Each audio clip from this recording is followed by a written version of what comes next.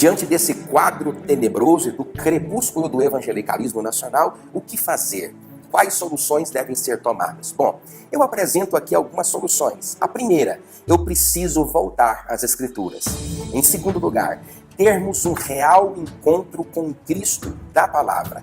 Em terceiro lugar, buscar um avivamento por meio da palavra, que não pode ocorrer sem uma reestruturação dos nossos púlpitos, da nossa docência, do nosso conjunto de líderes. Diante disso, faz-se necessário tomarmos algumas atitudes, pelo menos 5 atitudes. A primeira, reconheça que você é preconceituoso e que se você não é diretamente, você foi indiretamente levado a sê-lo, uma pessoa desinteressada com a compreensão bíblica e que terceirizou ao longo dos anos a capacidade de aprendizagem a outro indivíduo. Você nunca foi capaz de desenvolver as suas próprias habilidades e descobertas bíblicas. Em segundo lugar, abandone os clichês que te faz um cristão bloqueado. Olha, os apóstolos não eram analfabetos. Eu não sei se você sabe, naquela época, o mundo greco-macedônio dominava a cultura. Era chamada de a cultura helênica. Não sei se você sabe também que com a vinda dos filhos de Israel, lá da Babilônia, no cativeiro babilônico, eles trouxeram o aramaico para os territórios de Israel. Logo, qualquer judeu que se prezasse naquela ocasião falava tranquilissimamente, no mínimo 3 idiomas: o hebraico, o aramaico e o grego. Tanto é fato que a Bíblia, apesar de ser proferida no aramaico, ela foi escrita em grego. Eu não sei se você sabe, mas Paulo foi, sem dúvida nenhuma, uma das maiores mentes da história, não só do cristianismo, como também de toda a história mundial, já no primeiro século da era cristã. Se você pegar, por exemplo, a história dos pais da igreja, do 1º ao 6º século, você vai descobrir que haviam fenômenos da intelectualidade administrando o conteúdo sagrado. A igreja de Jesus sempre foi ávida pelo conhecimento e o foi até o 6º século da era cristã, quando o conhecimento foi retido pela Igreja Católica Apostólica Romana e só devolvido mais tarde com a Reforma Protestante. Eu não sei se você sabe, mas 12 das maiores universidades do mundo foram universidades cunhadas e fundadas pelos protestantes. Terceiro lugar, seja honesto consigo mesmo e rompa com tais obstáculos.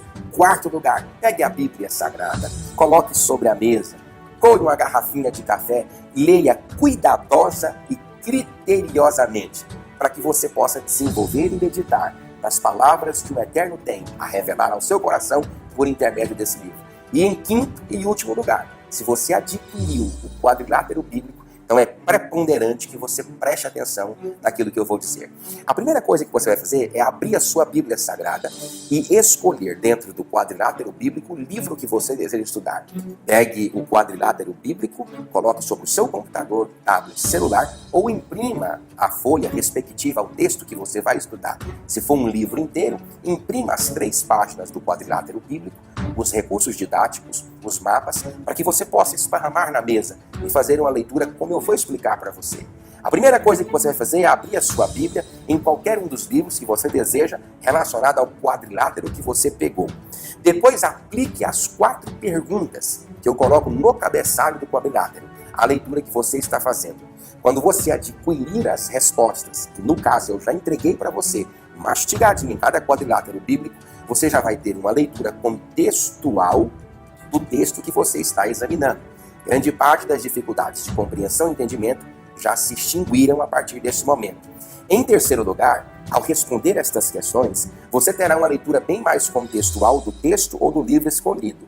A sua compreensão está mais perto agora do que antes. Depois, vai até a leitura dinâmica, que é a última parte do quadrilátero bíblico, onde nós temos uma leitura capitular dinâmica, colocando cada capítulo na proporção de um versículo. Quando você chegar na leitura capitular, você vai se surpreender com diversas cores. Você tem as cores verde, laranja, azul escuro, preto e outras cores adicionais. Cada cor da leitura capitular representa um sentido específico de um texto pretendido.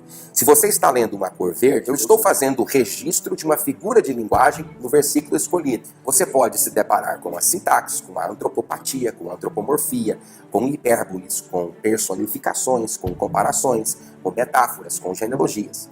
Cada uma das figuras de linguagem dentro de cada gênero literário está exibida ali. Obviamente, não todas as figuras de linguagem da Bíblia, porque o hebraico é um idioma pobre, não é como o brasileiro, o português do Brasil, que tem mais de 300 mil expressões diferentes. O vocabulário hebraico, tal qual os idiomas sânscritos, semíticos, não possui uma vasta quantidade de palavras, por isso os autores fazem empréstimos de aliterações, hipérboles, metáforas, símiles, para poder justificar um pensamento a partir de um conto, de uma figura de linguagem.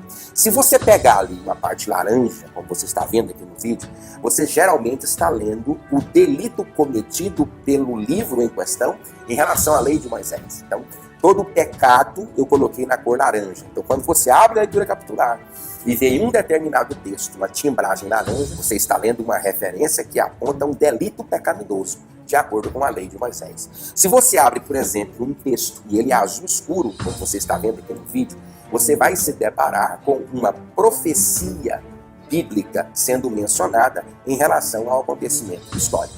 Se a tarja for preta, você está relacionando um texto com o seu cumprimento. Então, tarja preta, cumprimento da profecia. Tarja azul escuro, a relação da profecia em relação à sua base histórica. Laranja, pecado. Verde, figuras de linguagens. Com a leitura capitular nas suas mãos, você pode também se surpreender com as 8 dicas que você está vendo aqui no vídeo que eu dou para você.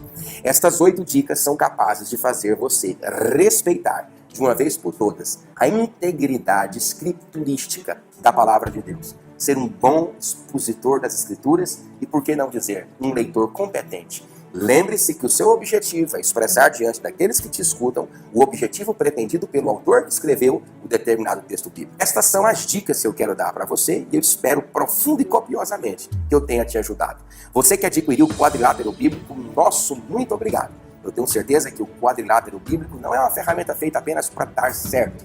É uma ferramenta certa, correta e indubitavelmente planejada, porque tem o amor ao Senhor, bem como a sua palavra. Que Deus possa abençoar você.